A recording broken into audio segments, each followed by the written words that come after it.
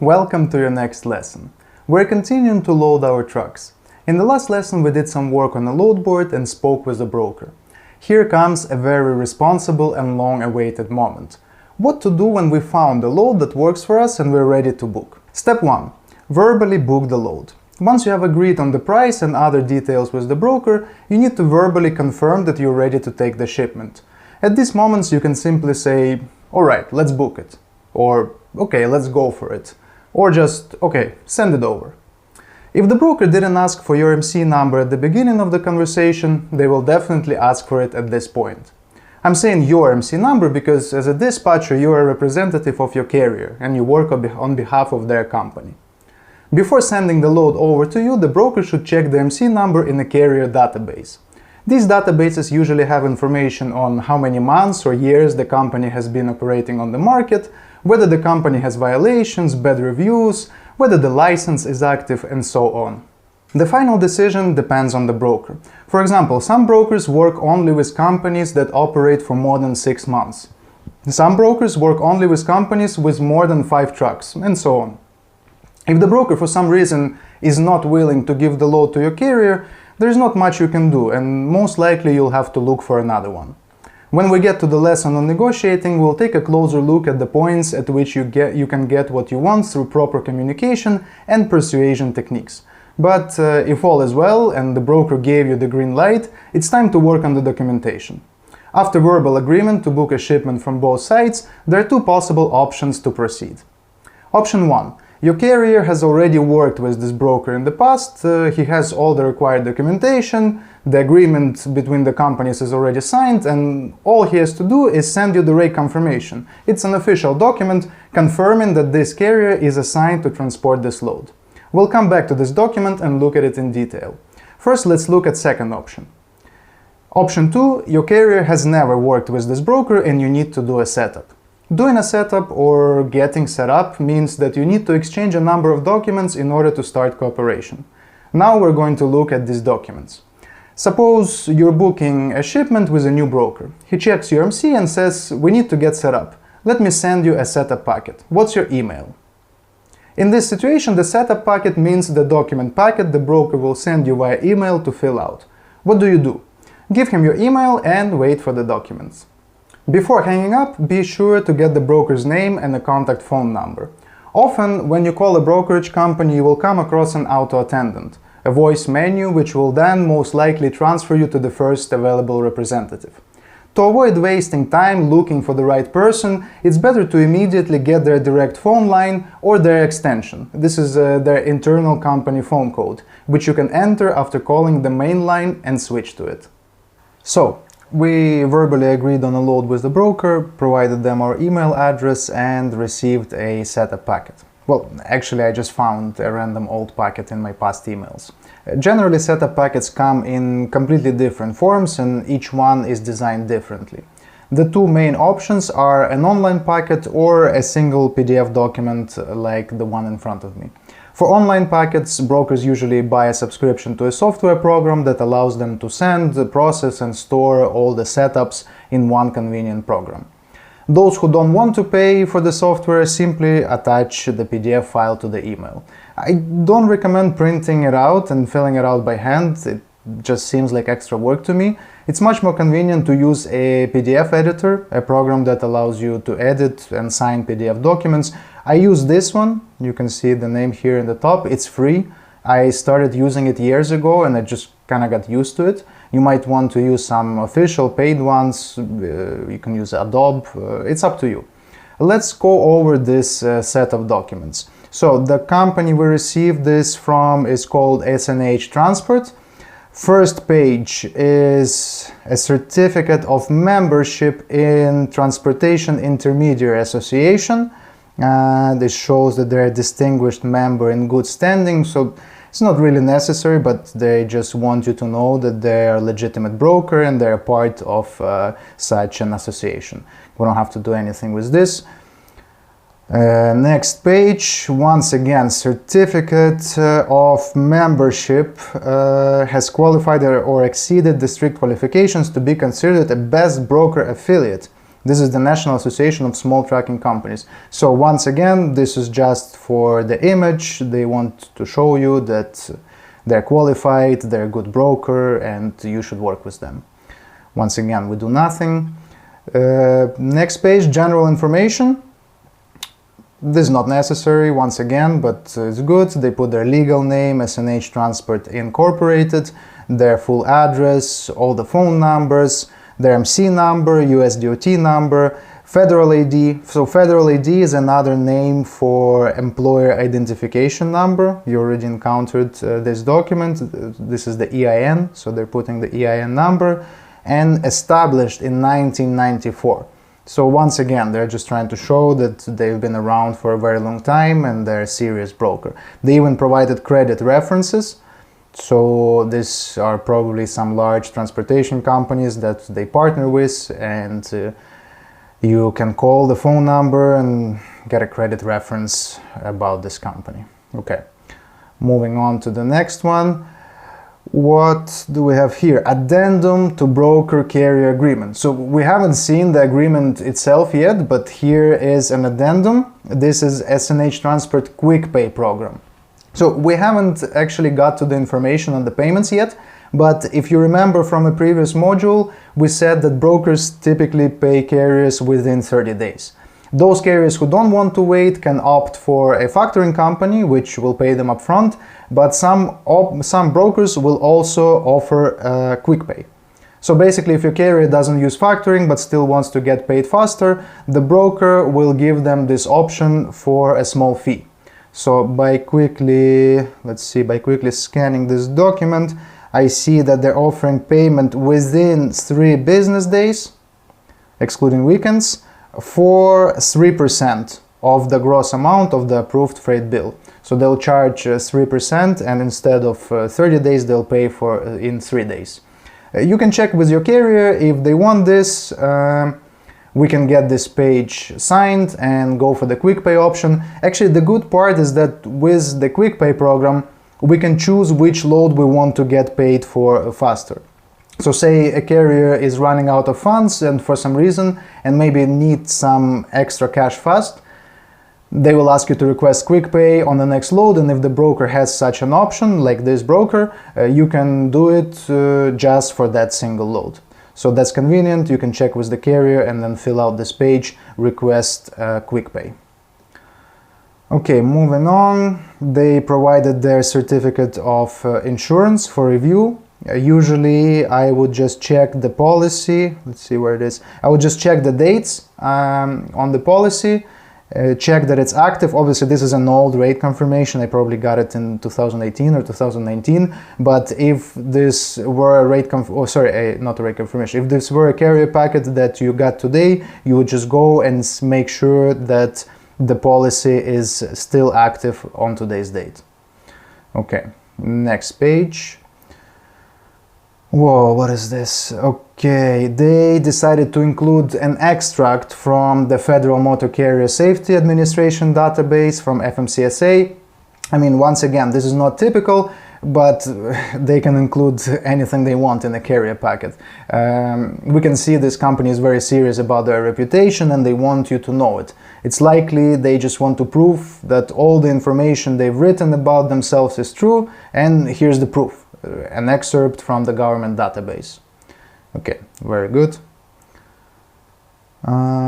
This is their broker license. Once again, if this was today, you would just check that this broker license is active. This is actually an old broker license. I think now they look a bit different. And let's see. And this is finally the agreement. So this is pretty much the only thing we're going to have to interact with. Let's quickly scan through the agreement. I'm only going to stop and explain a couple of key parts. We're not going to spend time reading the whole agreement. I'll leave this whole packet here so you can download it after the lesson if you want to dig deeper into it. First thing we're going to do, we're going to fill out the header. So the agreement is entered into this blank day, of, months, and years. So I have to fill out the day. We would just fill out today's day. I'll just put like 01, make it nice. Let's just put 01 January 2020, I don't know, just as an example. There you go. Doesn't matter if it's not so straight, nobody cares. By in between, SNH Transport Inc., a registered property broker, and they included the MC number, and blank, a registered motor carrier. So here we have to input the company name. For the example, I'll just put like Dmitry Logistics. Permit certificate number, so here they're asking for the DOT number. Very often they'll ask for MC number. Let's say I'm putting in some. Very often they'll ask for an MC number, but here they ask for DOT. That's fine, fair enough. Both are identifiers for a company. Let's quickly go through what we have here. So number one, carrier represents and warrants that. What do we have here? A, that carrier is a registered motor carrier of property authorized to provide transportation under contracts. So basically that we have the license to do this. Shall transport the property under its own operating authority and subject to the terms of this agreement. So we cannot transport the goods under somebody else's authority. Let's see, will not rebroker, co-broker, subcontract, unsign, interline, etc., etc. So basically we're not allowed to resell this load based on this agreement. If we book a load with them, then we have to run it once again under our own authority. Let's see, shall remain in compliance during the term of this agreement. So basically all of this, number one, is about carrier being in compliance, having the license, having the proper safety score, basically being allowed to move this load or any other load that will move with them in the future. I'm scanning through to number two, broker responsibilities. So what is broker responsible? Broker shall offer carrier at least 3 loads shipments annually. I mean, I guess this is just a formality, it doesn't make any sense. What happens if they don't offer us a minimum of 3 loads? No one's gonna sue them, so that's just makes no sense. Carrier appoints broker to conduct all billing services to shipper. So we as a carrier cannot demand money from the shipper. According to this contract, broker is the one getting money from the shipper. Any rates, payment, let's see. The parties agree that broker is the sole party responsible for payment of carrier's charges. Once again, we can only demand money from the broker for moving any load, so we cannot get funds from anybody else. Broker shall maintain a surety bond, and broker will notify carrier immediately if its federal operating authority is revoked. So this is once again same as for the carrier. Broker, based on this contract, must have all the legal, all the authority, the licenses, everything in place in order to broker freight to us. Broker responsibility is limited to arranging for but not actually performing transportation of a shipper's freight. Of course, broker will not be transporting the freight. We as a carrier will be transporting freight. Carrier responsibilities, equipment. So carrier agrees to provide the necessary equipment and qualified personnel for completion of transportation services.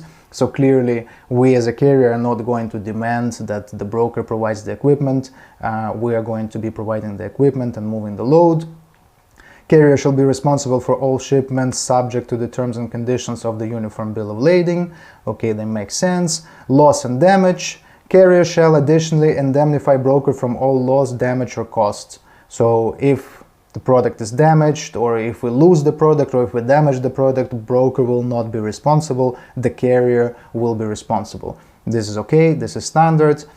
Insurance, carrier shall furnish broker with certificate of insurance or insurance policies, providing 30 days advance written notice of cancellation or termination. So obviously we're going to provide the insurance to the broker. When we send this agreement, we'll provide them our insurance, our MC authority, our W9, and we must notify this broker if our insurance is going to be cancelled or terminated. Well, when I say our, obviously I mean the insurance of the carrier that we work with. I'm going to skip through this. Carrier assumes full responsibility and liability for payment of the following items: all applicable federal, state, and local payroll taxes, taxes of unemployment, insurance, old age pensions, etc., etc. So this part just states that broker will not be paying any taxes on behalf of the carrier. The carrier is responsible for his own taxes. And part 4, miscellaneous. A is independent contractor, so this just states that carrier is not an employee of the broker and broker is not an employee of the carrier. Non-exclusive agreement means a carrier can work with other brokers and broker can work with other carriers.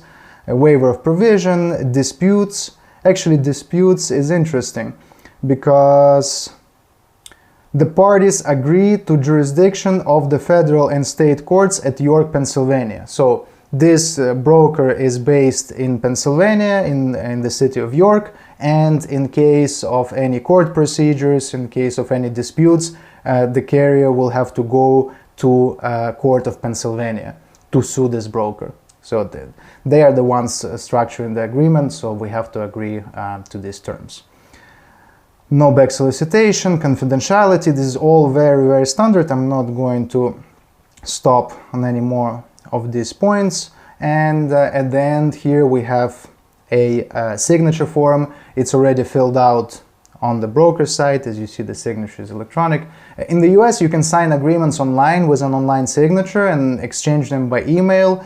No hard copies, no wet stamps, everything is very simple and convenient.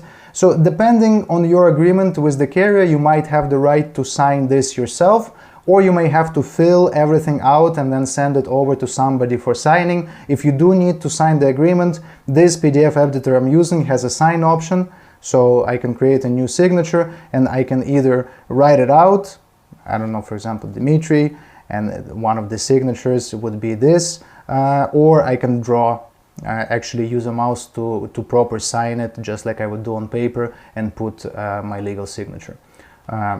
This is if the carrier wants you to sign it. Otherwise, you will fill out the carrier name, you'll fill out the company address, phone and email, and then forward this carrier packet to the carrier, to the owner of the company, or to one of the managers for signing. And the last thing left here in this packet is a W-9. You remember from last modules that this is a tax form, and you will be sending the same form to the broker on behalf of the carrier. The most important thing here is the employee identification number. They actually listed it, if you remember, they listed it in the very beginning, but they also put it here. So that's it. That's what a carrier packet looks like, very standard. And we can very quickly fill it out. It will take us just a couple of minutes. We scanned this contract very quickly. We just ran through the main points for your general understanding.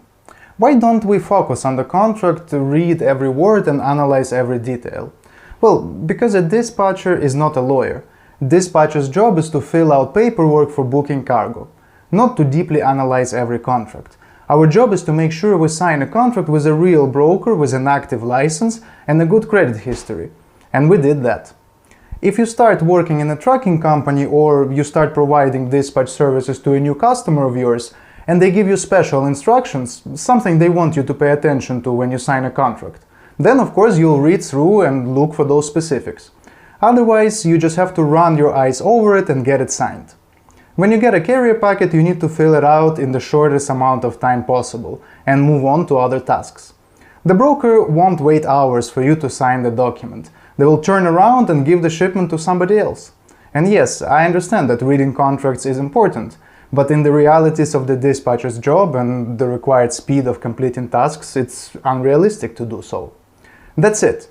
Packet is complete. We go back to our email, click reply to the broker, attach the completed packet, attach the carrier's company documents, always. These are the documents we went over in the last module, MC certificate, certificate of insurance, W-9, and notice of assignment if applicable. And you're done. Let's go to the next step.